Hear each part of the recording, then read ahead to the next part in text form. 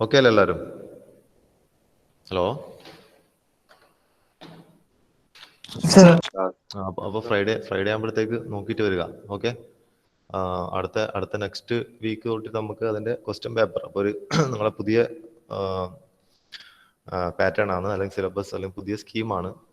ഇതിന് മുമ്പിലുള്ള metallurgy and material സയൻസിന്റെ ക്വസ്റ്റ്യൻ പാറ്റേൺ പോലെയല്ല, ക്വസ്റ്റ്യൻ പാറ്റേൺ ഡിഫറെൻ്റ് ആണ്. പക്ഷേ ക്വസ്റ്റ്യൻസ് ഒക്കെ സെയിം റിപ്പീറ്റഡ് ആയിട്ട് ചോദിക്കാം. അപ്പോൾ അതുപോലത്തെ പ്രീവിയസ് ഇയർ ക്വസ്റ്റ്യൻസ് ഒക്കെ നോക്കാം. സിലബസിൽ ചെറിയ ചേഞ്ചസേ ഉള്ളൂ, പക്ഷേ ഓൾമോസ്റ്റ് സെയിം ക്വസ്റ്റ്യൻസ് ചോദിക്കാം. പക്ഷെ നമുക്ക് അതുപോലത്തെ ക്വസ്റ്റ്യൻ പേപ്പേഴ്സ് ഒക്കെ ഡിസ്കസ് ചെയ്യാം നെക്സ്റ്റ് വീക്കിൽ. അപ്പോൾ അന്നേരം ഡയറക്റ്റ് ഇൻട്രാക്ഷൻ ആയിരിക്കും, ഞാൻ ക്വസ്റ്റ്യൻസ് ചോദിക്കും. അപ്പോൾ ഈ ആഴ്ച നിങ്ങൾ ഡീറ്റെയിൽ ആയിട്ട് നോക്കുക. ഞാൻ ടോപ്പിക്സ് തരാം, അല്ലെങ്കിൽ ഞാൻ ക്വസ്റ്റ്യൻസ് തരാം എല്ലാ മൊഡ്യൂളിൻ്റെയും. അപ്പോൾ അതിൻ്റെയൊക്കെ ഒരു ഡിസ്കഷൻ ആയിരിക്കും നെക്സ്റ്റ് വീക്ക് നമ്മൾ നടത്തുന്നത്. ഫ്രൈഡേ ആയിരിക്കും നിങ്ങളെ എക്സാം ഉണ്ടാവുക. ഇന്ന് നമ്മൾ ഇന്നലത്തെ ബാക്കിയും കൂടി ചെയ്ത് അത് കംപ്ലീറ്റ് ചെയ്യാം. ഓക്കെ. സ്ക്രീൻ കാണുന്നില്ല എല്ലാവർക്കും?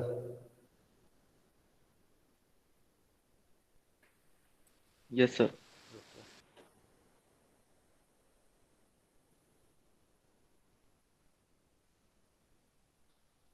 Okay. So, last class we were discussing about the creep plan, creep curve. ഒരു creep curve there are three components. Transient component of strain is there, steady state component of strain is there, plus this elastic plastic deformation component of strain is there. നമ്മൾ creep curve ഈ മൂന്ന് കോമ്പോണൻസും വരാം. So actually in a creep curve there are three stages: primary, secondary and tertiary. ഈ മൂന്ന് സ്റ്റേജിലും ഈ മൂന്ന് component വരാം. നമ്മൾ നോക്കി സെക്കൻഡറി ക്രീപ്പ് കർവ് സ്റ്റേജിൽ സ്റ്റഡി സ്റ്റേറ്റ് സ്ട്രെയിൻ ആണ് പ്രിഡോമിനന്റ് ആയിട്ട് വരുന്നത്, അല്ലെ? പ്രൈമറി ക്രീപ്പ് കർവിലോ അവിടെ വരുന്നത് ട്രാൻസിയന്റ് കർവ് ആണ് പ്രിഡോമിനന്റ് ആയിട്ട് വരുന്നത്. Okay. So next is mechanism of creep. ഇതെല്ലാം നമ്മൾ ഇന്നലെ സ്റ്റോപ്പ് ചെയ്തത്. So there are 4 mechanisms. So creep എന്ന് പറഞ്ഞാൽ എന്താണ്? അതൊരു ഡിഫോർമേഷൻ ആണ്. It is like a plastic deformation.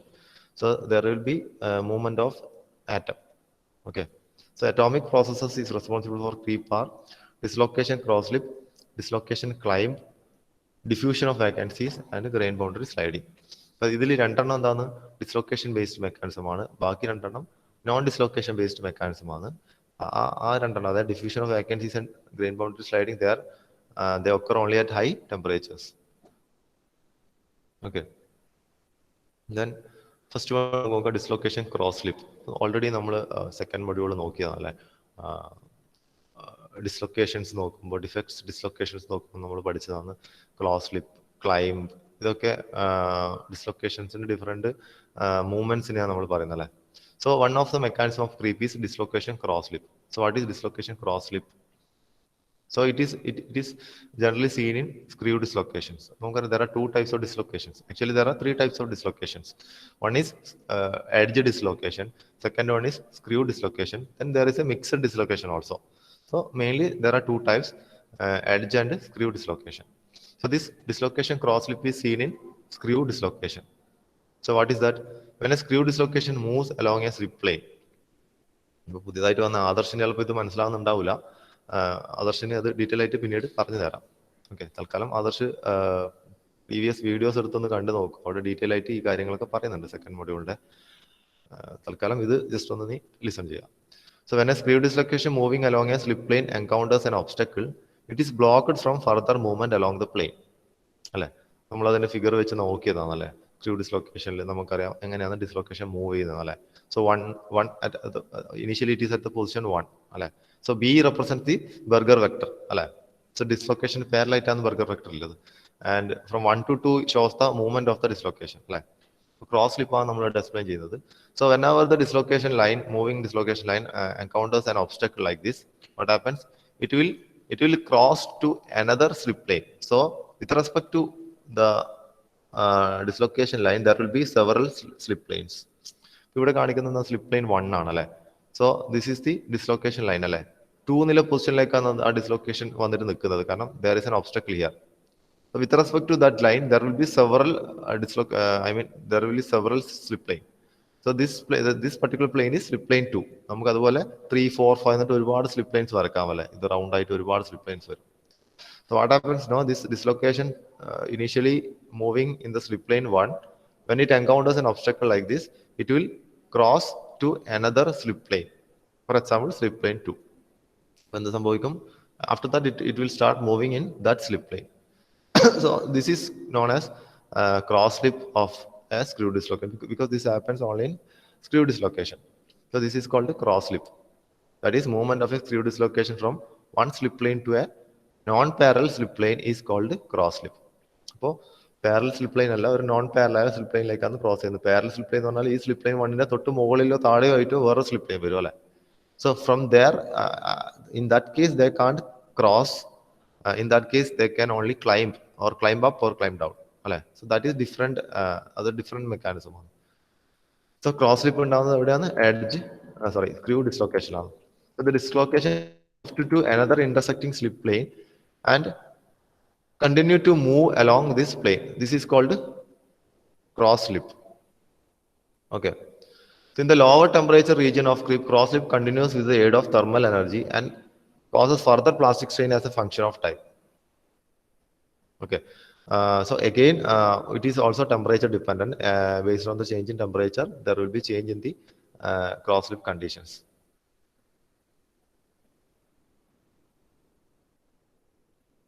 Second one is the dislocation climb. Dislocation climb നമ്മൾ കാണുന്നത് എവിടെയാണ്? എഡ്ജ് ഡിസ്ലൊക്കേഷനിലാണ്.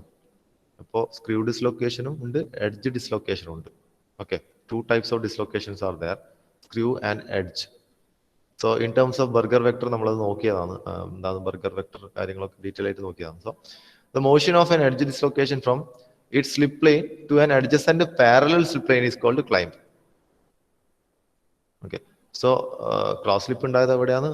ഒരു നോൺ പാരലൽ സ്ലിപ്പ് പ്ലെയിനിലേക്ക് അത് ഷിഫ്റ്റ് ചെയ്യാന്ന്, അല്ലെങ്കിൽ അത് ക്രോസ് ചെയ്ത് പോകുന്നതിനാണ് നമ്മൾ ക്രോസ് സ്ലിപ്പ് എന്ന് പറയുന്നത്. But in the case of a dislocation climb, this dislocation line shift to a parallel, means adjacent parallel slip plane. ഏതെങ്കിലും പാരലൽ അല്ല, തൊട്ടടുത്തുള്ള പാരലൽ സ്ലിപ്പ് പ്ലെയിനിലേക്ക് അത് മൂവ് ചെയ്യും.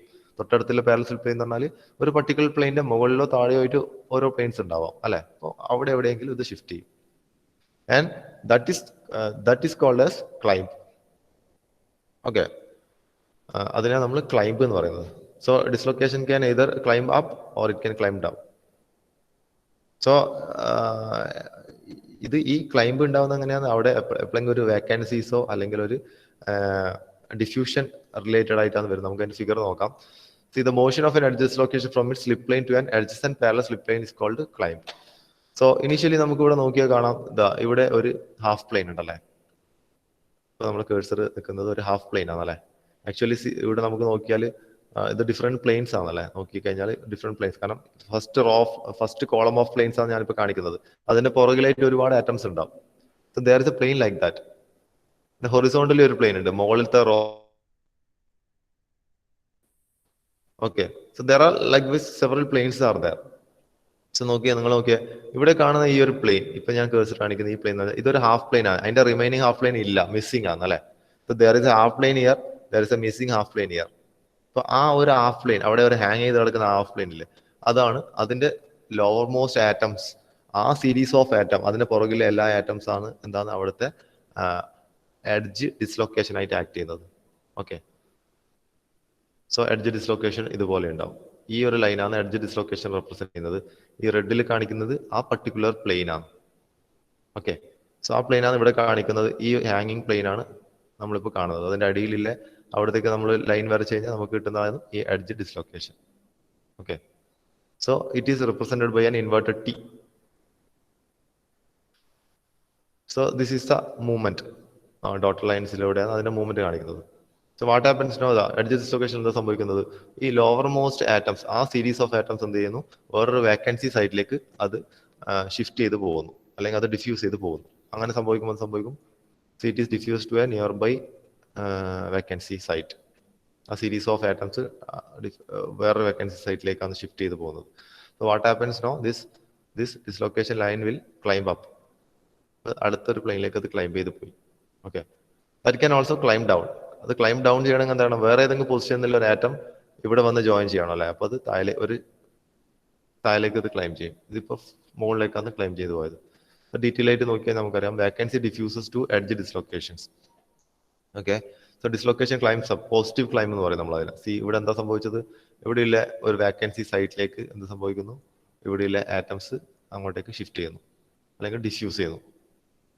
ഓക്കെ, ഇതർ അത് സംഭവിക്കാം, ഇല്ലെങ്കിൽ സംഭവിക്കാം ഏതെങ്കിലും ഒരു പർട്ടിക്കുലർ പൊസിഷനിലുള്ള ഒരു ആറ്റം നമ്മൾ ഓൾറെഡി ഉള്ള ഡിസ്ലൊക്കേഷൻ ലൈനിന്റെ താഴെ വന്ന് ജോയിൻ ചെയ്യുന്നു. സെക്കൻഡ് ഫിഗർ, അതായത് ഈ ഫിഗർ നോക്കി, ഇവിടെ ഉള്ള ആറ്റംസ് ഇവിടെ വന്നു, നേരം എന്തായി, ഇവിടെ ഒരു മിസ്സിംഗ് വാക്കൻസി വന്നു, ഇവിടെ എക്സ്ട്രാ ആറ്റം വന്നു.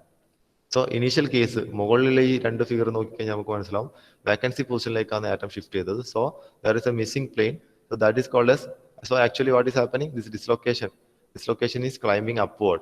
So that type of dislocation is called, that type of climb is called positive climb.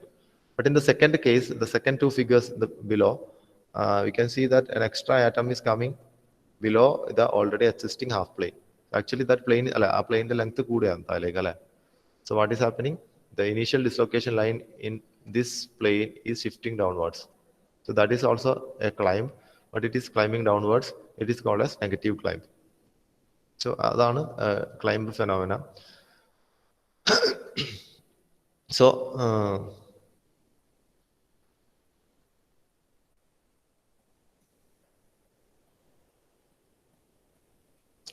ഈ രണ്ടെണ്ണമാണ് dislocation based mechanisms. That is mechanisms ക്രീപ്പിൽ വരുന്ന ഡിസ്ലൊക്കേഷൻ ക്രോസ് ലിപ്പും ഡിസ്ലൊക്കേഷൻ ക്ലൈംബും ആണ് ഇപ്പോൾ നോക്കിയത്. There are also two non dislocation based mechanisms, that is diffusion of vacancies and grain boundary sliding. അപ്പൊ അതിന്റെ പ്രത്യേകത എന്താണ്, they are occur at high temperatures. Okay, അതിൽ വരുന്നതാണ് diffusion of vacancies. Diffusion of vacancies നോക്കിയാൽ നമുക്കറിയാം, vacancies can move in response to the applied stress from surface of the system perpendicular to the stress axis to the surface that are parallel to the stress axis over a period of time. എന്താന്ന് പറഞ്ഞുതരാം. നമുക്കിപ്പോൾ നോക്കിയാൽ കാണാം, initially this is A ഒരു diffusion ക്രീപ്പിന്റെ ഒരു crystal structure ആണ് ഇവിടെ കാണിക്കുന്നത്. Example, if you R applying particular amount of load or particular amount of tensile stress in the second figure, so what is happening now, നോക്കിയേ ഈ ഒരു particular മെറ്റീരിയലിന്റെ ഇപ്പോൾ കാണിക്കുന്ന ഈ പോയിന്റ്സ് ഒക്കെ പറയുന്നത് ഡിഫറെന്റ് ആറ്റംസ് ആണ്. ഓക്കെ, ഡിഫറെന്റ് ആറ്റംസ് ആണ് ഇവിടെ കാണിക്കുന്നത്. നമുക്കറിയാം ആറ്റംസ് ഒരു പൊസിഷൻ വേറെ പൊസിഷനിലേക്ക് മൂവ് ചെയ്യുമ്പോൾ actually what is happening, there will B A vacancy അല്ലെ. സോ ലെഫ്റ്റ് നിന്ന് റൈറ്റിലേക്ക് ആറ്റംസ് മൂവ് ചെയ്യുമ്പോൾ actually the vacancy is moving from in the opposite direction. അത് നമുക്കറിയാലോ. ആക്ച്വലി നമ്മളിപ്പോൾ പറയുന്നത് ആറ്റംസിന്റെ മൂവ്മെന്റ് ബേസ് ചെയ്തിട്ടാണ്. So whenever there is a applied stress like this, applied stress ഇവിടെ ഏതാണ്, വെർട്ടിക്കൽ ഡയറക്ഷനിലേക്കാണ്. നമ്മൾ ഫിഗർ നോക്കുമ്പോൾ നമ്മൾ വെർട്ടിക്കൽ ഡയറക്ഷനിലേക്കാണ് അപ്ലൈഡ് സ്ട്രെസ് ഉള്ളത് അല്ലെ. ഓക്കെ, സോ ആക്ച്വലി വെർട്ടിക്കൽ ഡയറക്ഷനിലേക്ക് അപ്ലൈഡ് സ്ട്രെസ് കൊടുക്കുന്ന സമയത്ത് ആ വെർട്ടിക്കൽ ഡയറക്ഷന്റെ പാരലായിട്ടുള്ള ആറ്റംസ്, ആ വെർട്ടിക്കൽ ഡയറക്ഷന്റെ പാരലായിട്ടുള്ള ആറ്റംസ് ആണ് ഇപ്പോൾ ഫിഗറിൽ കാണിക്കുന്നത്.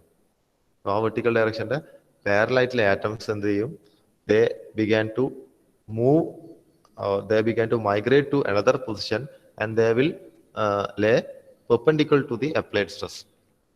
So whenever we are applying a stress like this, എന്താ സംഭവിക്കുക, ആ സ്ട്രെസ് ഡയറക്ഷനിലെ പാരലായിട്ടുള്ള ആറ്റംസ് എന്ത് ചെയ്യും, അത് ഇതുപോലെ മൈഗ്രേറ്റ് ചെയ്തിട്ട് എവിടത്തേക്ക് അത് പൊസിഷൻ ചെയ്യും, ഇപ്പൊ കാണിക്കുന്ന പോലെ സ്ട്രെസ് ഡയറക്ഷന് പെർപെൻഡിക്കുലർ ആയിട്ട് ഇതുപോലെ പൊസിഷൻ ചെയ്യും. So what is happening, actually initially ഉണ്ടായ ആ ഒരു മെറ്റീരിയൽ അത് ഇതുപോലെ അതിന്റെ അല്ലെ ഇത്രയും ഭാഗം പോയി അല്ലെ, പോയിട്ട് മുകളിൽ വന്ന് ചേർത്ത് ആക്ച്വലി അതിന്റെ ഡയമെൻഷൻ മാറും അല്ലെ, അതിന്റെ സൈസ് മാറി, ഈ പുതിയതായിട്ട് കാണുന്ന റെഡ് ലൈനുള്ള സൈസിലേക്ക് അത് മാറി. So what is happening, the atoms at the boundaries അല്ലെങ്കിൽ atoms will migrate to the position. Initially it is parallel to the applied stress direction, so that will migrate to a position perpendicular to the applied stress direction. So actually നമ്മൾ ആറ്റംസിന്റെ ടേംസിലാണ് ഇവിടെ ഞാൻ പറയുന്നത്. But in terms of vacancies, if you are looking in terms of vacancies, actually അതിന്റെ reverse ആണ് നടക്കുന്നത് അല്ലേ. So if you are looking in the terms of vacancies, the black lines here, the black arrow mark shows the movement of vacancies. Actually when the atoms diffuses like this, atoms move like this, vacancies will be diffusing like this in the direction of these black lines. So vacancies migrates from grain boundary which are perpendicular to stress to grain boundaries which are parallel to stress. Atoms in a movement നോക്കി initially parallel to the stress direction ആയിരുന്നു, അവിടെ നിന്ന് അത് move ചെയ്തിട്ട് perpendicular to stress directionലേക്ക് പോയി. ഈ blue colour dots അല്ലെ, ഇതൊക്കെയാണ് ആറ്റംസ്. അപ്പോൾ അത് പെർപെൻഡിക്കുലർ ആയിട്ട് മൂവ് ചെയ്യുകയാണെങ്കിൽ എന്ത് സംഭവിക്കണം, actually initial vacancies present here which is perpendicular to the stress, it will move to a position parallel to the stress axis. Vacancies ഒക്കെ parallel ആയിട്ട് അലൈൻ ചെയ്ത് കിടക്കും. Okay. So here the diffusion, what is happening here is a stress assisted diffusion, or it is a stress assisted diffusion, and it is also called vacancy diffusions. അപ്പോൾ vacancyന്റെ ടേംസിലാണ് നമ്മളത് പറയുന്നത്. Even atoms movement ആണെങ്കിലും vacancy movement ആയിട്ടാണ് നമ്മൾ അതിന്റെ പേര് പറയുന്നത്. അതുകൊണ്ടാണ് നമ്മൾ അതിന്റെ vacancy diffusion എന്ന് പറയുന്നത്. They are stress assisted diffusion because it is happening because of the applied stress at a higher temperature. Since the vacancies are moving here, they are also called vacancy assisted. Actually ഇവിടെ എന്താ ചെയ്യുന്നത്, ഇത് substitute ചെയ്യാണ്, already ഉള്ള ഒരു ആറ്റത്തിനെ replace ചെയ്യാൻ ചെയ്യുന്നത്, അല്ലെ, സബ്സ്റ്റിറ്റ്യൂട്ട് ചെയ്യാൻ ചെയ്യുന്നത്. So it is called substitutional diffusion. അപ്പൊ ഇവിടെ നടക്കുന്ന ഡിഫ്യൂഷൻ എന്ന് പറഞ്ഞാൽ നമുക്കറിയാം, ഡിഫ്യൂഷൻ പഠിക്കുമ്പോൾ നമ്മൾ ഫിക്സ് ലോ പഠിച്ചിട്ടുണ്ട്. Fick's first law and second law. Actually the diffusion happening here is not governed by the Fick's laws of diffusion. Fick's law വെച്ച് ഗവൺ ചെയ്തിട്ടുള്ള ഇവിടെ ഈ ഡിഫ്യൂഷൻ നടക്കുന്നത്. Okay. So what is actually happening after the application stress is it will cause the elongation of the specimen in the direction of the stress axis and the contraction in the transverse directions. Stress കൊടുക്കുന്ന സമയത്ത് stress കൊടുക്കുന്ന ഡയറക്ഷനിലേക്ക് എലോങ്ങേഷനും അതിന്റെ perpendicular opposite ഡയറക്ഷനിലേക്ക് അത് contraction ഉണ്ടാവും. So that is a mechanism of creep. Actually what is happening is it is due to the diffusion of vacancies. So it is also called diffusion creep. Vacancy diffusion കൊണ്ടാണ് ഉണ്ടാവുന്നത്. Actually vacancy diffusion ഉണ്ടാകുന്നത് atoms move ചെയ്യുന്നുണ്ടാവുന്നു, അല്ലെ. Atoms ഒരു ഡയറക്ഷനിലേക്ക് പോകുമ്പോൾ അതിന്റെ opposite ഡയറക്ഷനിലേക്കാണ് വാക്കൻസീസ് മൂവ് ചെയ്യുന്നത്. So the diffusion occurring here is stress assisted diffusion and it is not governed by Fick's law. So it is only due to the applied stress and the temperature. So it is not governed by Fick's laws and they are substitutional diffusions and they are also vacancy assisted. ഇതൊക്കെയാണ് important points ഇതിൽ not ചെയ്യേണ്ടത്. Then one more mechanism is there, that is grain boundary sliding. Okay, ഒരു fourth mechanism കൂടിയുണ്ട്, that is grain boundary sliding. എന്താണ് grain boundary sliding? നമുക്കറിയാം, so when a material is heated, we know that a material എന്ന് പറഞ്ഞാൽ അത് that will be a polycrystalline material, അല്ലെ. Single crystals ഉണ്ടാവാം, polycrystals ഉണ്ടാവും. ജനറലി എല്ലാ മെറ്റീരിയൽസും polycrystalline ആണ്. So whenever material is heated, the grain boundaries lose their strength. നമ്മൾ ഒരു മെറ്റീരിയലിന്റെ ടെമ്പറേച്ചർ കൂട്ടുമ്പോൾ ആ മെറ്റീരിയൽ നമുക്കറിയാം ആറ്റംസ് ബൗണ്ട് ചെയ്തിട്ടില്ല, അല്ലെ. ആറ്റംസ് ടൈറ്റ്ലി ബൗണ്ട് ചെയ്തിട്ടാണ് ഒരു മെറ്റീരിയൽ അതിന്റെ ഒരു ഇക്വിലിബ്രിയം സ്റ്റേറ്റിലാണ് എക്സിസ്റ്റ് ചെയ്യുന്നത്. So whenever we increase the temperature, it began to melt, അല്ലെ. മെറ്റൽസ് എല്ലാം അത് മെൽറ്റ് ചെയ്യും, അത് അതിന്റെ ലിക്വിഡ് ഫോമിലേക്ക് മാറും, because the atomic bond began to break. പിന്നെയും നമ്മൾ ടെമ്പറേച്ചർ കൂട്ടിയാൽ അതിന്റെ അടുത്ത സ്റ്റേറ്റിലേക്ക് മാറും, അതിന്റെ ഗ്യാഷ്യസ് ഫോമിലേക്ക് അതിന്റെ മാറും, അതല്ലേ. സോ അഗെയിൻ അപ്പോൾ ആറ്റംസ് ഫ്രീ ടു മൂവ് ആയിരിക്കും. So when A material is heated, the grain boundaries loose there strength. So initially what is happening, ഒരു പോളിക്രിസ്റ്റലൈൻ മെറ്റീരിയൽ ആണ്. നമ്മൾ ഹീറ്റ് ചെയ്യുമ്പോൾ ആദ്യം ഏത് ആറ്റത്തിന്റെ സ്ട്രെങ്ത് ആണ് പോകുന്നത്? ഈ ഒരുപാട് ക്രിസ്റ്റൽസ് കൊണ്ടാണ് ഒരു മെറ്റീരിയൽ ഉണ്ടാക്കിയിരിക്കുന്നത്. ഈ ഒരുപാട് ക്രിസ്റ്റൽസ് പറയുമ്പോൾ നമ്മൾ ഒരു 2 ക്രിസ്റ്റൽ എടുത്തു കഴിഞ്ഞാൽ ഈ 2 ക്രിസ്റ്റൽസിനും ഇടയിലുള്ള പാർട്ടിനെ ആ ജോയിൻ ചെയ്യുന്ന സ്ഥലത്തിലെ അതിനെയാണ് നമ്മൾ ബൗണ്ടറി എന്ന് പറയുന്നത്. അപ്പോൾ ബൗണ്ടറി ലെവലിലെ ആറ്റംസിന്റെ സ്ട്രെങ്ത് കുറവായിരിക്കും. So whenever we are increasing the temperature, the strength of the atoms near the grain boundaries will lose their strength. Okay. So the grain boundaries are weaker than the grain interiors at higher temperatures. അതാണ് ഇപ്പോൾ പറഞ്ഞത്. അപ്പം ബൗണ്ടറീസിലെ അല്ലെങ്കിൽ grain boundaries എപ്പോഴും weaker ആണ് compared to the inner interior at higher temperatures. Normal ടെമ്പറേച്ചറിൽ കുഴപ്പമില്ല, പക്ഷേ ഹൈ ടെമ്പറേച്ചറിൽ ഇവിടെ പെട്ടെന്ന് തന്നെ അത് വീക്കായി തുടങ്ങും. So at a high temperature, the grain boundaries facilitate a deformation process by sliding and thus cause slip. So grain boundaries അവിടുന്ന് സ്ലൈഡ് ചെയ്യാൻ വേണ്ടി തുടങ്ങും. സോ ഈ ഫിഗർ അതാ കാണിക്കുന്നത്. ദ ഫസ്റ്റ് ഫിഗർ നോക്കിയാൽ നിങ്ങൾക്കറിയാം, actually there are three crystals ആണ് ഇവിടെ കാണിക്കുന്നത്. അപ്പോൾ ആ crystal 1, crystal 2 and crystal 3 is there. അപ്പോൾ 3 ക്രിസ്റ്റലിലെ ഒരു മെറ്റീരിയൽ ആണെന്ന് വിചാരിക്കുക, ഒരു പോളിക്രിസ്റ്റലൈൻ മെറ്റീരിയൽ. അതിന് 3 ഗ്രെയിൻസ് ഉണ്ട്, അല്ലെങ്കിൽ 3 ക്രിസ്റ്റൽസ് ഉണ്ട്. അതാണ് ഇവിടെ 1, 2, 3 ആയിട്ട് കാണിച്ചിരുന്നത്.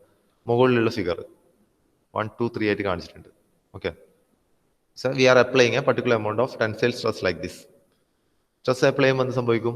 Also the temperature is very high. അപ്പോൾ നോക്കിയാൽ 1 ക്രിസ്റ്റലും 2 ക്രിസ്റ്റലും തമ്മിലുള്ള ഗ്രെയിൻ ബൗണ്ടറിയാണ് GB12 എന്നിട്ടത്, ഗ്രെയിൻ ബൗണ്ടറി 1, 2. 2ഉം 3 തമ്മിലുള്ള grain boundary GB23 and grain boundary between 1 and 3 is represented by GB13. So നമ്മൾ അവിടെ ഒരു particular amount of tensile stress apply ചെയ്യുന്നുണ്ട്. So what is happening?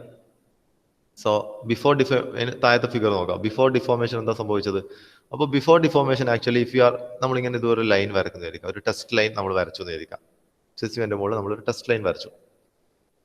നമുക്കറിയാം നമ്മളെ എൻവലപ്പൊക്കെ നമ്മൾ കവർ ചെയ്തല്ലേ, നമ്മളെ ഒരു ലെറ്റർ ഒക്കെ നമ്മൾ അയക്കുന്ന സമയത്ത് നമ്മളത് പൊട്ടിച്ചോ ഇല്ലയോ എന്ന് മനസ്സിലാവാൻ വേണ്ടിയിട്ട് നമ്മൾ എന്ത് ചെയ്യും, അത് ഒട്ടിച്ചതിന് ശേഷം നമ്മൾ ഒരു 2-3 ലൈൻസ് ഇങ്ങനെ വരക്കും അല്ലേ. കാരണം അത് പൊട്ടിച്ച് കഴിഞ്ഞ് വീണ്ടും ഒട്ടിച്ച് കഴിഞ്ഞാൽ എന്ത് ചെയ്യും, ആ അലൈൻമെന്റ് മാറിയിട്ടുണ്ടാവും നമ്മൾ വരച്ച വരേൻ്റെ. So likewise we are drawing certain test lines here. ഇതിന് ടെസ്റ്റ് ലൈൻസ് ആണെന്ന് പറയല്. അപ്പോൾ ടെസ്റ്റ് ലൈൻസ് ആദ്യം നമ്മൾ വരച്ചു, അതിനുശേഷം എന്ത് ചെയ്തു, നമ്മൾ അതിനെ ഡിഫോം ചെയ്തു. ഈ അപ്ലൈഡ് സ്ട്രെസ് കൊണ്ട് അതിനെ ഡിഫോം ചെയ്യാം. So after deformation we can observe that the test lines will be like this. That is actually we can see that the grain boundary has got slided അല്ലെ. ഇവിടെ ഒരു sliding action കാണാം. കാരണം initial 3ഉം 2ഉം ഒരേ പൊസിഷനിൽ ഉണ്ടായ grains ആണ്. Actually എന്താണ് ഇവിടെ ഗ്രെയിൻ ബൗണ്ടറി സ്ലൈഡിങ് കൊണ്ട് 2 നില ഗ്രെയിൻ കുറച്ച് ഷിഫ്റ്റ് ആയി with respect to 3. So that is the sliding grain boundary sliding mechanism.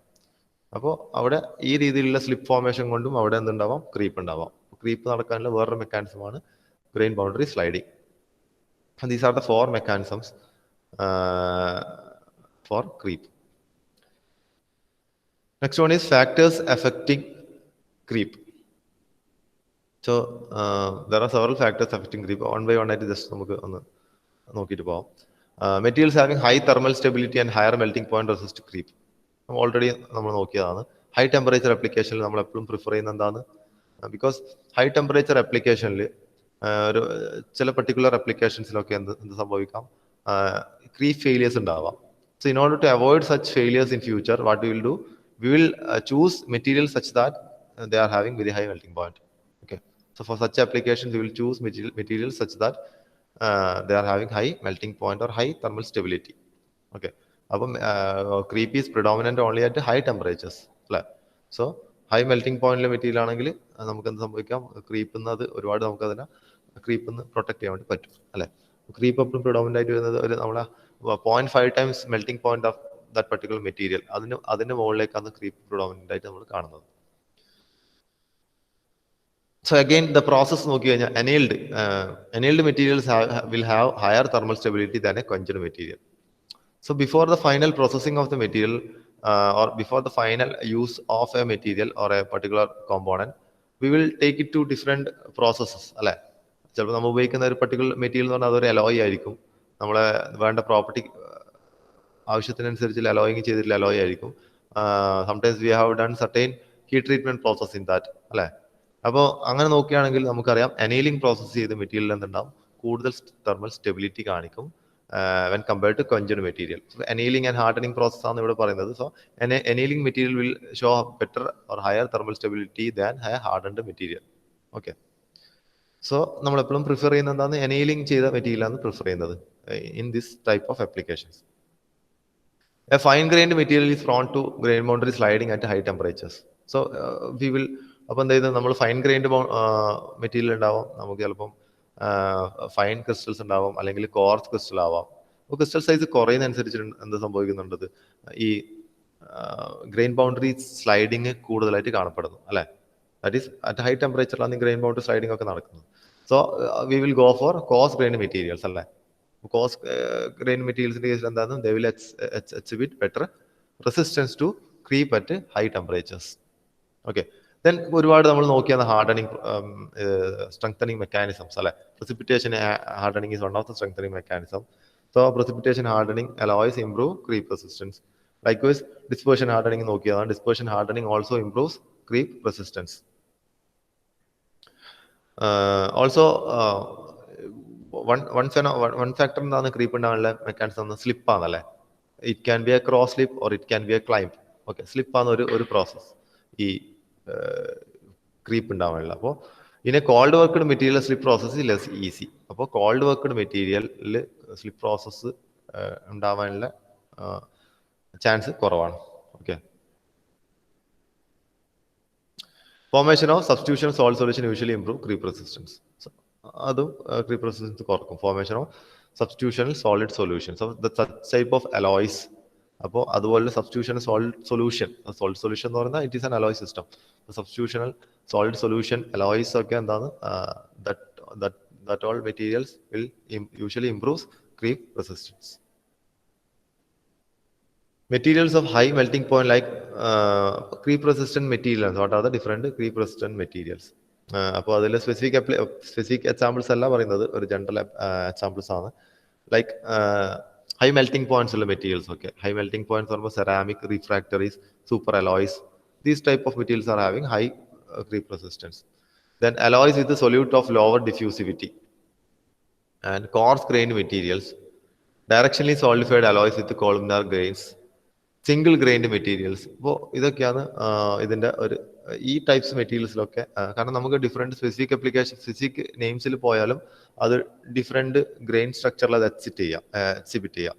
Same material തന്നെ നമുക്കതിൻ്റെ കോസ് ഗ്രൈൻഡും ചെയ്യാം, പ്രോസസ്സ് ചെയ്യാം, നമുക്കതിൻ്റെ ഫൈൻ ഗ്രെയിനും പ്രോസസ്സ് ചെയ്യാം, നമുക്കതിൽ തന്നെ കോളംനാർ ഗ്രെയിൻസും കിട്ടാം, നമുക്കതിൽ തന്നെ സർക്കുലർ ഗ്രെയിൻസും കിട്ടാം, സിംഗിൾ ഗ്രെയിൻഡ് മെറ്റീരിയൽസ് ഉണ്ടാക്കാം.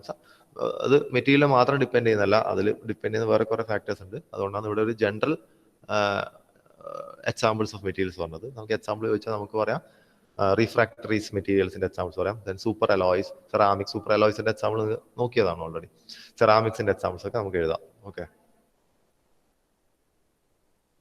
Next one is structural changes during creep. അപ്പോൾ എന്തൊക്കെയാണ് ക്രീപ്പ് നടക്കുമ്പോഴുള്ള ക്രീപ്പ് മെക്കാനിസം? ഇപ്പോൾ നോക്കിയ സെയിം സാധനം തന്നെയാണ് സ്ട്രക്ചറൽ ചേഞ്ചസിലും വരുന്നത്. ഈ ഗ്രെയിൻ ബൗണ്ടറി സ്ലൈഡിങ്ങും അല്ലെങ്കിൽ സ്ലിപ്പും അതൊക്കെ വരുന്നുണ്ട്. സോ എന്തൊക്കെയാണ് different structural changes? Actually there are 3 types of structural changes happening during a creep. That means the change in the internal structure of the material. That is called the structural change during creep. So there are 3 types. First one is deformation by slip. Second one is polygonization or subgrain formations. അപ്പോൾ creep ഉണ്ടാകുന്ന സമയത്ത് എന്ത് സംഭവം? ഈ മെറ്റീരിയൽസിന്റെ അകത്ത് ഒരുപാട് sub grains form ചെയ്യുന്നുണ്ട്. So ഈ സബ് ഗ്രെയിൻ ഫോർമേഷൻ എന്ത് ചെയ്യും? അത് ആക്ച്വലി സബ് ഗ്രെയിൻ ഫോർമേഷൻ എന്ത് ചെയ്യും? അത് ഈ സ്ലിപ്പിങ്ങിനെ അല്ലെങ്കിൽ ഈ ഡിഫോർമേഷനെ എൻഹാൻസ് ചെയ്യും. അന്നേരമാണ് അവിടെ ക്രീപ്പ് കൂടുതലായിട്ടുണ്ടാകുന്നത്. ദെൻ ഓൾറെഡി നമ്മൾ നോക്കിക്കഴിഞ്ഞാൽ ഗ്രെയിൻ ബൗണ്ടറി സ്ലൈഡിങ്. അങ്ങനെ 3 types സ്ട്രക്ചറൽ ചേഞ്ചസ് ആണ് ഈ മെറ്റീരിയൽസിൽ ഉണ്ടാകുന്നത്. അല്ലെങ്കിൽ ഇന്റേണൽ സ്ട്രക്ചറൽ ഈ രീതിയിലൊക്കെയാണ് അതിന് ഇന്റേണൽ സ്ട്രക്ചർ ചേഞ്ച് ചെയ്യുന്നത്. First one, deformation by slip. See, at elevated temperature, at higher temperatures, usually നമുക്കറിയാം ഓരോ മെറ്റീരിയലിലും there will be certain slip planes. Active ആയിട്ട് കുറേ സ്ലിപ്പ് പ്ലെയിൻസ് ഉണ്ടാവും. ഈ ആക്റ്റീവ് സ്ലിപ്പ് പ്ലെയിൻസിലാണ് എപ്പോഴും ഈ ഡിസ്ലൊക്കേഷൻസ് ഉണ്ടാവുക, അല്ലെങ്കിൽ സ്ലിപ്പ് മൂവ്മെന്റ് ഉണ്ടാകുന്നത് എപ്പോഴും ഈ ആക്റ്റീവ് സ്ലിപ്പ് പ്ലെയിൻസിലാണ്. ഡിഫോർമേഷൻസ് ഒക്കെ ഉണ്ടാകുന്നത് ഈ ആക്റ്റീവ് സ്ലിപ്പ് പ്ലെയിൻസിലാണ്. അപ്പോൾ ഒരുപാട് ആക്റ്റീവ് സ്ലിപ്പ് പ്ലെയിൻസ് ഉണ്ട് മെറ്റീരിയൽസിൽ. സോ അത് ആംബിയന്റ് നോർമൽ കണ്ടീഷൻസ് ആണ്. But at elevated or high temperatures new slip systems become operative. Okay, so initial slip ഒരുപാട് സ്ലിപ്പ് ലൈൻസ് ഉണ്ടെങ്കിലും ഒരുപാട് സ്ലിപ്പ് ലൈൻസിലും ആക്റ്റീവ് സ്ലിപ്പ് ലൈൻസ് ആയിരിക്കണമെന്നില്ല. അപ്പോൾ ഈ സ്ലിപ്സ് ഒക്കെ ഒരുപാട് സ്മോൾ മൂവ്മെന്റ്സ് മാത്രമായിരിക്കും at low temperature. But at higher ടെമ്പറേച്ചേഴ്സിൽ എന്ത് ചെയ്യും? ഈ എല്ലാ സ്ലിപ്സും എനിഹിലേറ്റ് ചെയ്യും, അല്ലെങ്കിൽ ഇതൊക്കെ ജോയിൻ ചെയ്തിട്ട് അതൊരു സ്ലിപ്പ് ആയിട്ട് മൂവ് ചെയ്യും. Okay, so at high temperature these dislocation climb and join each other and this joining facilitates a flow of new dislocation from many sources. അപ്പോൾ ഇതുപോലെ ഒരുപാട് സോഴ്സസ് നിന്നുള്ള ഇതുപോലത്തെ ഡിസ്ലൊക്കേഷൻ ജോയിൻ ചെയ്തിട്ട് അത് മൂവ് ചെയ്യും. Dislocation continue there motion causing creep strain. അപ്പോൾ അങ്ങനെയാണ് ക്രീപ്പ് ഉണ്ടാകുന്നത്. അപ്പോൾ ഈ സ്ലിപ്പ് പ്ലെയിൻസിന്റെ ജോയിനിങ് ആണ് ഒരു സ്ട്രക്ചറൽ ചേഞ്ച് എന്ന് പറയുന്നത്. അല്ലെങ്കിൽ ഈ സ്ലിപ്പ് കാരണമുള്ള deformation, change in the structure. Okay, that is one factor. Remaining 2 ഉണ്ട്, sub grain formation or polygonization and grain boundary sliding. അത് നമ്മൾ ഇനിയുള്ള അടുത്ത ക്ലാസ്സിൽ അത് നോക്കും, നാളത്തെ ക്ലാസ്സിൽ നോക്കുന്നതായിരിക്കും. അത് കൂടാതെ നമുക്ക് ഇനിയുള്ളത് ഡിഫറെൻറ്റ് ടൈപ്സ് ഓഫ് മെറ്റീരിയൽസ് ഉണ്ട്. അതുപോലെ ക്രീപ്പ് ടെസ്റ്റ് ഉണ്ട്, സൂപ്പർ പ്ലാസ്റ്റിസിറ്റി, അതിൻ്റെ അപ്ലിക്കേഷൻസ്. അതുപോലെ തന്നെ മോഡേൺ എഞ്ചിനീയറിംഗ് മെറ്റീരിയൽസ് വരുന്ന കോമ്പോസിറ്റ്സ്, ഇമ്പോർട്ടൻ്റ് ടോപ്പിക്കാണ് കോമ്പോസിറ്റ്സും അതിൻ്റെ ഡിഫറെൻറ്റ് ടൈപ്സും. അതുപോലെ തന്നെ അതിൽ വരുന്ന few other types of material like arranging steel, ceramics, intermetallics, അതുപോലത്തെ കുറച്ച് ടോപ്പിക്സ് ഉണ്ട്. അപ്പോൾ ഇത്രയും ടോപ്പിക്സ് നമ്മൾ നാളത്തോടെ കവർ ചെയ്തിട്ട് Friday you will be having A module test, 5th module test ഉണ്ടാവും. ഓക്കെ, നെക്സ്റ്റ് വീക്ക് തൊട്ടിട്ട് നമ്മളത് different discussion of different questions അങ്ങനെയാണ് പോകുന്നത്. അതിന് മുമ്പായിട്ട് ഈ സാറ്റർഡേ സൺഡേക്ക് മുമ്പായിട്ട് നിങ്ങൾക്ക് ഒരുപാട് ആൾക്ക് ഫസ്റ്റ് സെക്കൻഡ് തേർഡ് അസൈൻമെന്റ്സ് ഒക്കെ പെൻഡിങ് ഉണ്ട്, ഇപ്പോഴും വെക്കാത്തവരുണ്ട്. അപ്പോൾ അവരുടെതൊക്കെ 0 മാർക്കാണ് ഓൾറെഡി ഇട്ടിട്ടുള്ളത്. അപ്പോൾ അങ്ങനെ 0 ആയിട്ട് പോവുകയാണെങ്കിൽ നിങ്ങളുടെ മാർക്ക് ഫൈനൽ ഇന്റേണൽ മാർക്ക് കുറവായിരിക്കും. അപ്പോൾ നിങ്ങൾക്ക് അത് ഇനിയും വെക്കാനുള്ള അവസരമുണ്ട്. പക്ഷെ നിങ്ങൾക്ക് ലിമിറ്റഡ് മാർക്ക് മാത്രമേ ഉണ്ടാവും. നിങ്ങൾക്ക് ഔട്ട് ഓഫ് 10 എല്ലാ മാർക്ക് വിടുന്നതെങ്കിൽ നിങ്ങൾക്ക് ചിലപ്പോൾ ഇത് ഔട്ട് ഓഫ് 5 വാല്യൂ ചെയ്യുന്നത്, ഔട്ട് ഓഫ് 6 വാല്യൂ ചെയ്യുന്നത്. അതെങ്ങനെയാണെന്നുള്ളത് ഡിസൈഡ് ചെയ്യും.